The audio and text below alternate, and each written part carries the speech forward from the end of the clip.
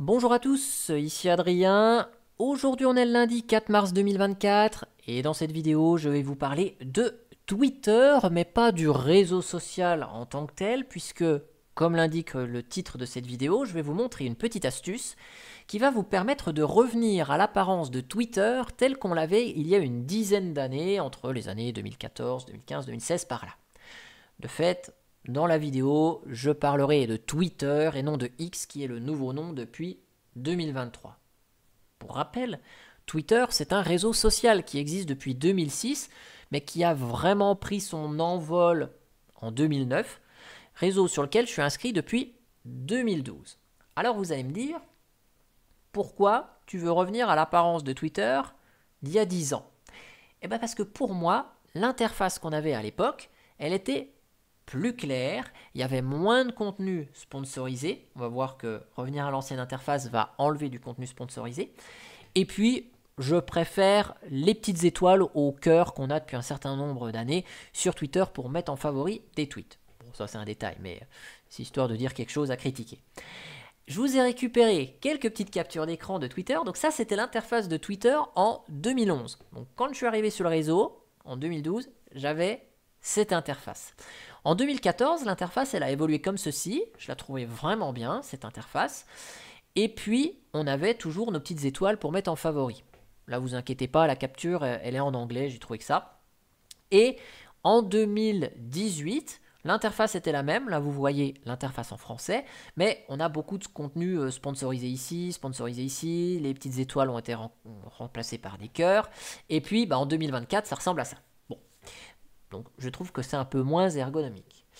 Je sais que il y a des alternatives qui existent et qui ressemblent au Twitter de l'époque, telles que Mastodon, on retrouve les petites étoiles, l'interface telle qu'on l'avait sur Twitter. On a Blue Sky aussi, on a Thread par Meta, mais ces alternatives, elles ne correspondent pas à mes besoins, besoins qui est, en gros, je me sers de Twitter comme méga flux RSS. Sur Twitter, je vais retrouver sur cette plateforme tous mes centres d'intérêt. Je suis des comptes qui sont des personnes ou des entreprises dans le domaine de la tech, de l'informatique.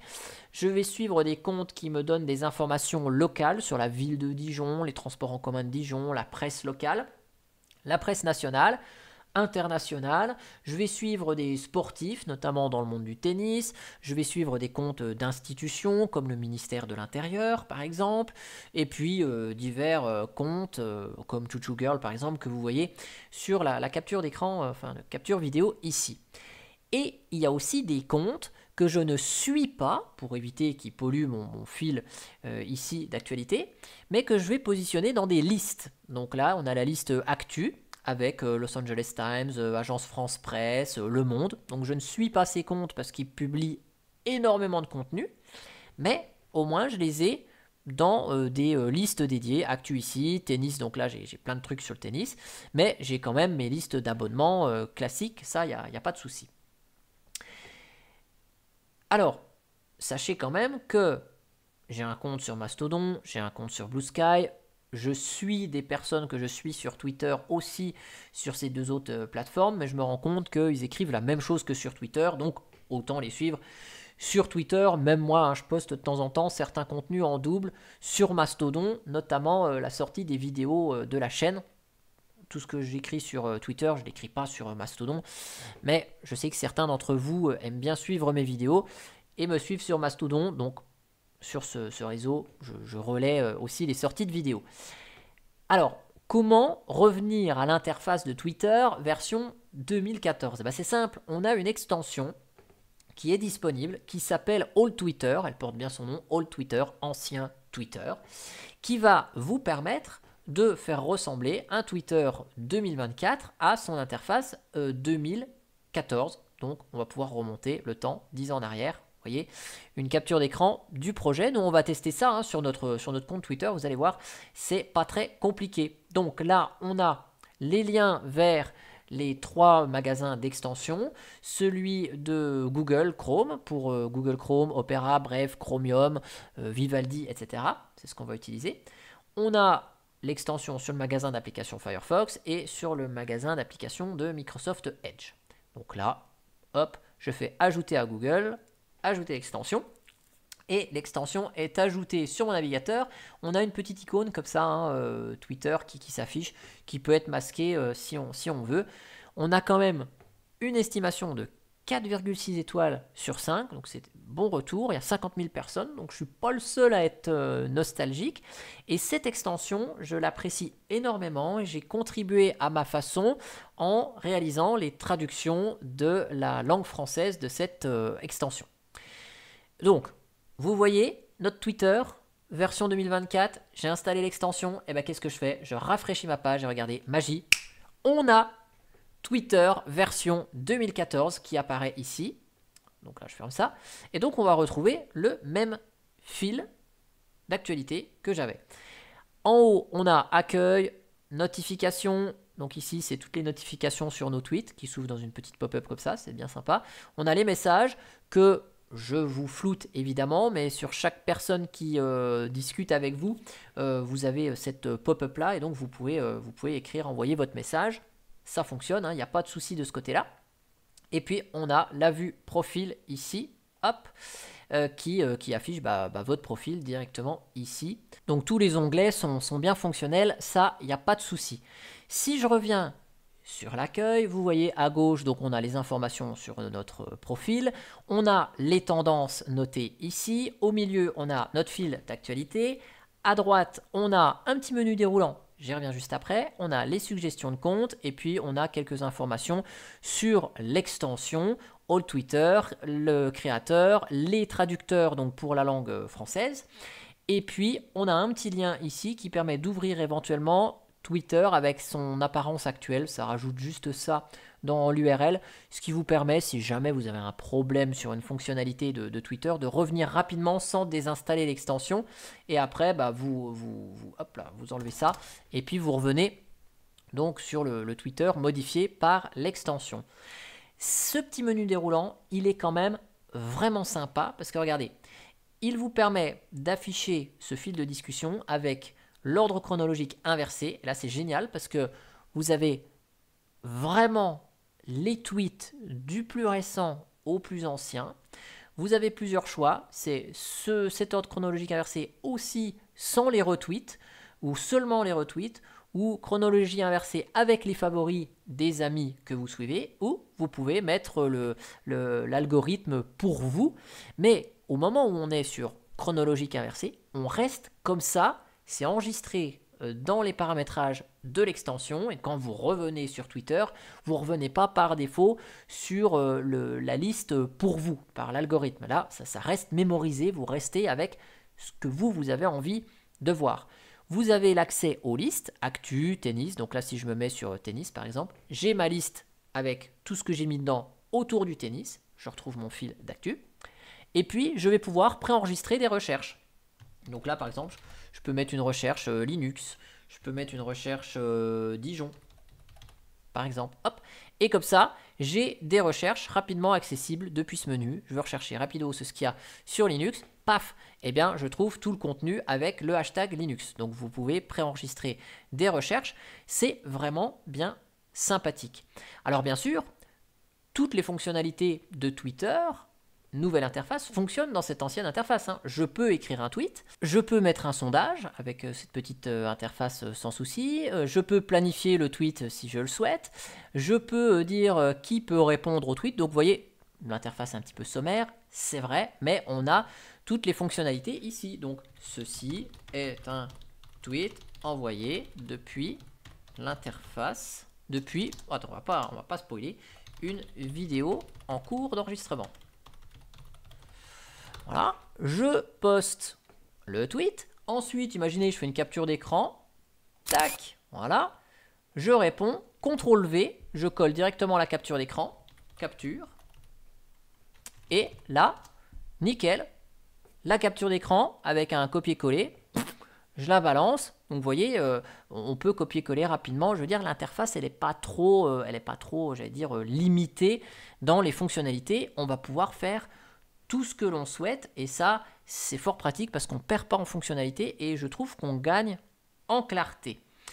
Et dernier petit truc sur cette extension, si vous cliquez sur votre image de profil et que vous allez sur paramètres, ça va vous afficher les paramètres de l'extension All Twitter qui permet de faire quand même pas mal de trucs. Là, vous avez les paramètres Twitter, donc quand vous cliquez sur éditer le profil, ça vous renvoie vers la nouvelle page nouvelle interface de Twitter, parce que cette page n'a pas été développée pour être avec l'ancienne interface, mais on n'y va pas régulièrement. Donc là, vous avez édité le profil, vous avez édité les paramètres Twitter, donc là, vous allez dans vos paramétrages de compte qui vont bien, mais là, pareil, l'extension n'agit pas parce qu'on n'y va pas tous les jours. Hop, je reviens là. Et on a toute la section paramètres All Twitter qui est disponible avec la possibilité de changer la langue de l'extension, afficher, donc ça c'est mémorisé hein, quand on est sur l'interface, donc ok. Vous pouvez désactiver les tendances personnalisées, ça veut dire que là il y a des tendances qui sont personnalisées, vous pouvez désactiver, regardez, hop, il y a un peu moins de choses. Donc là on a les tendances générales France, là on a les tendances personnalisées pour nous, et on retrouve le tennis par exemple, donc en tout cas l'algorithme sait assez bien que je suis du contenu autour de tennis, et il y a beaucoup de contenu autour de l'actualité puisque je suis des comptes d'actualité. On a toute une section photos et vidéos, si vous souhaitez paramétrer des comportements différents sur l'affichage des photos et des vidéos dans les tweets. Une section contenu sensible, si vous souhaitez ne pas masquer ou automatiquement censurer des médias avec du contenu sensible, vous pouvez le faire. Vous pouvez désactiver les raccourcis si vous le souhaitez, parce que vous pouvez interagir dans l'interface avec des raccourcis clavier. Vous avez un outil pour la traduction automatique, pour paramétrer ça. Vous pouvez paramétrer des options avancées et vous pouvez gérer l'affichage. Donc là, vous voyez, on peut basculer en mode sombre, proposer par l'extension directement All Twitter. Moi, j'utilise de façon générale Dark Reader, qui fonctionne très bien avec l'extension, donc il n'y a pas de souci là-dessus. Vous pouvez activer le mode sombre, vous voyez, entre 19h et 9h, par exemple. Donc, c'est assez sympa, l'extension vous permet de régler pas mal de choses au niveau de l'apparence. Ici, ancienne apparence de Twitter, barre de navigation, barre latérale. Si vous voulez masquer les tendances, vous pouvez les masquer si ça ne vous intéresse pas. Masquer les suggestions, vous pouvez les masquer. Ok. Vous pouvez sur les profils faire apparaître les Twitter Blue. Par défaut, les Twitter Blue ne sont pas activés. Donc comme ça, il n'y a pas de différence entre les Blue et les pas Blue. Vous pouvez masquer le compteur d'abonnés. Bon, je ne sais pas trop à quoi ça sert, mais il y a des options ici. Oh tiens, d'ailleurs, j'ai encore un peu de traduction à faire. Il y a des choses qui restent en anglais. Mais vous voyez, il y a pas mal de paramétrages possibles et on a la possibilité d'exporter et d'importer les paramètres pour envoyer ces paramétrages, enfin en tout cas les sauvegarder et les envoyer sur d'autres navigateurs, parce que vous pouvez synchroniser l'extension avec les outils de synchronisation des navigateurs. Par contre, tous ces paramètres sont enregistrés localement dans les paramétrages de l'extension. Donc vous pouvez exporter et réimporter sur d'autres navigateurs les paramétrages si vous le souhaitez. Et là vous voyez, il y a une petite notif, quelqu'un a écrit test Julien, et bien vous voyez, on a ce panneau de notification, je clique dessus, j'arrive sur le tweet que j'ai écrit il y a 4 minutes. Donc vous voyez, on a une interface qui est quand même vraiment fonctionnelle de ce côté-là. En tout cas, j'espère que cette vidéo vous a plu. Si vous utilisez Twitter et que vous voulez revenir à l'interface des années 2015, que je trouve personnellement plus ergonomique et claire, et où on peut enlever, vous voyez là, il n'y a pas de contenu sponsorisé, hein, je descends, il n'y a pas de tweet sponsorisé qui arrive ici, hein, c'est que du contenu qui m'intéresse, donc tout le contenu sponsorisé, je ne l'ai pas, hein, qu'on pourrait retrouver sur l'interface de Twitter, donc en plus, ça nous enlève tout ça, c'est vraiment bien sympa. En tout cas, si vous utilisez Twitter, que vous ne connaissiez pas cette extension, ben, n'hésitez pas à l'utiliser. Mettez dans les commentaires votre avis sur ce que vous pensez de ça, il n'y a pas de souci. Moi, j'ai aimé le projet, donc j'ai souhaité contribuer, d'ailleurs, il y a le nom ici, hein, autour de la traduction. Vous pouvez, si vous le souhaitez, nous filer un coup de main pour traduire, si vous souhaitez améliorer le projet par vous-même. Hein, il n'y a pas une entrée réservée aux 4 traducteurs mentionnés ici. Hein, chacun peut contribuer au projet. Et puis, n'hésitez pas à mettre un commentaire dans les commentaires de la vidéo. Hein, ils sont justement là pour ça. Et moi, comme d'hab, je vous mettrai tous les liens dans le descriptif pour que vous puissiez avoir le lien GitHub et qui contient notamment les liens vers les différents magasins d'extension des navigateurs. En tout cas, J'espère que cette vidéo vous a plu, et moi je vous dis à bientôt pour une prochaine vidéo. Allez, ciao ciao, bye bye.